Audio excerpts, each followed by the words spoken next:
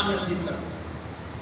किसी महापुरुष ने हवाई जहाज का आविष्कार किया था, किसी महापुरुष ने रेलवे का आविष्कार किया था, किसी महापुरुष ने मोबाइल का आविष्कार किया था?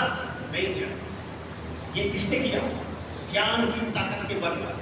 आज आपके पास ज्ञान रहेगा तो आप कभी लेखक, ध्यान से देखो, जब साहित्यकार, इतिहासकार, IAS, IPS, डॉक्टर, इंजीनियर और वैज्ञानिक, ये सब आप बन सकते हैं। खोज, आविष्कार, ये सब कर सकते हैं। मनुष्य चांद पर पहुंच गया, मंगल ग्रह पे जाने की तैयारी है। 2030 तक एक एस्ट्रोनॉट मंगल ग्रह पर जाने की तैयारी कर रहा है। किसके बल पे हो रहा? किसके बल पे?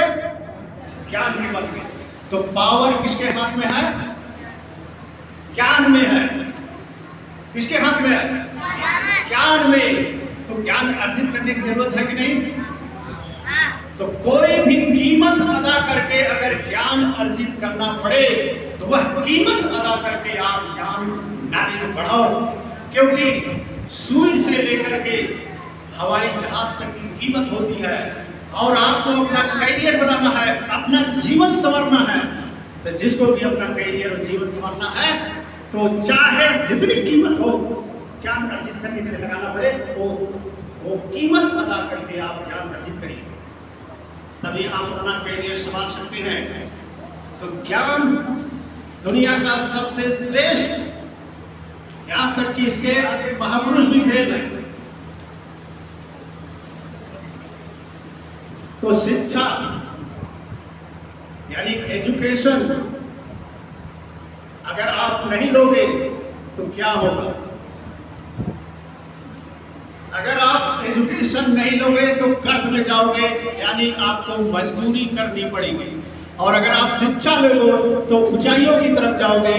भारत की सबसे बड़ी परीक्षा IAS पे बैठ करके आप DM बन सकते हो। तो क्या बनना है? क्या करना है? कर्ज में जाना है या ऊंचाइयों की तरफ जाना है?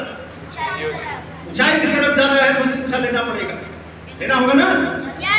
और अगर आप शिक्षा नहीं लेंगे तब क्या करना पड़ेगा? मजदूरी करनी पड़ेगी। क्या करना पड़ेगा? तो मजदूरी कौन करना चाहता है? कौन करना चाहता है? तो शिक्षा और ज्ञान मनुष्य के विभिन्न क्षेत्रों को प्रकाशित करता है। शिक्षा और ज्ञान मनुष्य का दिशा निर्देशन करता है। इसलिए बुद्ध ने कहा कि ज्ञान और शिक्षा मनुष्य का तीसरा नेत्र है। जिस किसी को भी ये ज्ञान रूपी तीसरा नेत्र प्राप्त नहीं, वो पशु के समान है।